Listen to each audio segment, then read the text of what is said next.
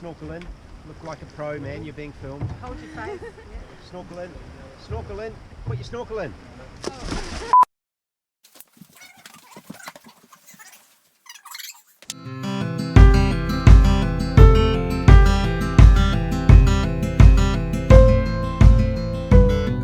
Welcome to the second episode of The Epic Family Road Trip. We're the Van Sterling family. 2 years ago we decided to sell everything we have and trade it for experiences together as a family. Along the way, we focus on our three core values: work, play, and care.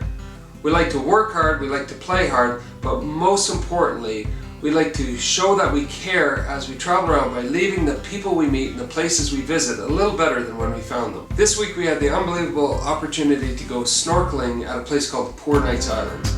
These are a set of islands that are the remnants of a volcano from many years ago that erupted and then collapsed. It's an hour or so boat ride from the harbor, the mainland, out to the island. And the unique thing about them is that they're part of the East Australian Current, the EAC. You probably remember that from Nemo. And because those waters are warmer, it really makes a microclimate around these islands. The other thing is that it's in the South Pacific, and the waves come in from the south and they hit the islands, and then the guy told us they create an eddy around the islands, so kind of a whirlpool that circle back to this side of the Poor Knights Islands that we went diving, bringing in all kinds of nutrients and plankton and things that fish eat. The guy called it a nutrient-rich soup, which attracts all kinds of wildlife and fish. So, I mean, just tons of stuff there, and big schools come in and just hang out there. And it looked like all the smaller fish were on top of the schools, and then you go down and they're a little bigger, the kingfish, and then you go below that and they're even bigger. Something unique about the fish here is it's a World Biosphere Preserve, so it's an area that's no fishing has ever been allowed at least since the 30s or 40s. And so the fish are very friendly, and they are actually, in their whole lifetime, they've never been fished, most of these fish, so they're not afraid of humans, so it kind of takes you back to how they would have been originally, and you can swim amongst them, which is really kind of neat. You don't probably experience that in areas that aren't a game preserve. So, because you can swim in the middle of them. Yeah, reach out and almost touch them, which is really, I found fascinating.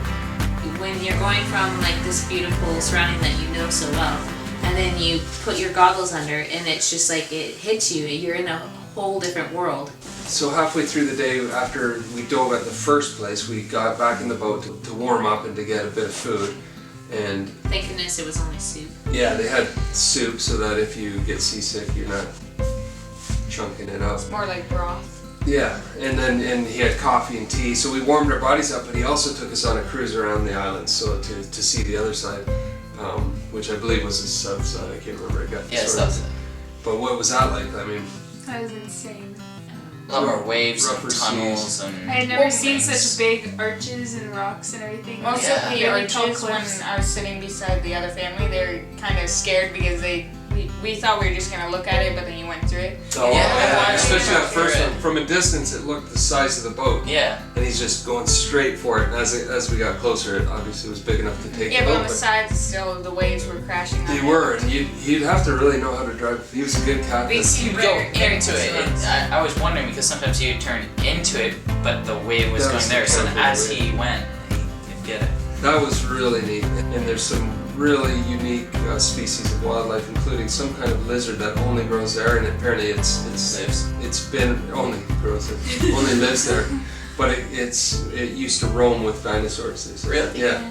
You didn't know that part? I didn't hear that. It's the only place in the world where that lizard lives. And And how big is it? It's big. It's like a decent And size. it has a third eye. Yeah.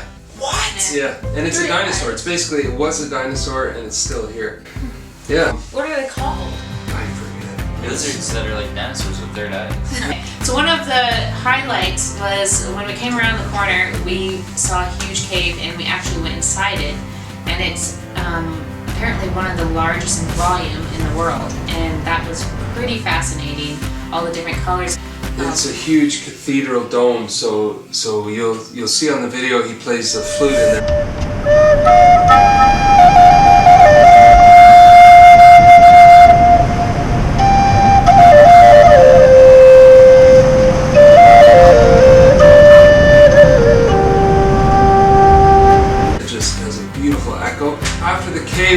experience, we went to our final dive spot, which was under a big arch. So that was a unique area. It had the most fish though, right? Yeah. Just because of that arch and the walls that went so deep. Yeah. The sun was perfect there, and the guy explained that fish, what did he say? They like to hide in the shadows, but be right on the edge of the shadow in the sun. Yeah. And that was our experience. When you go snorkeling, look for where the sun is coming across, and right in the edge of that, in the shadow, you'll find the bulk of the fish. We're walking into the marina to get on a boat and go snorkeling today. Boat sets sail at 8:15 and comes back at 4:30, so it's a full day on the water.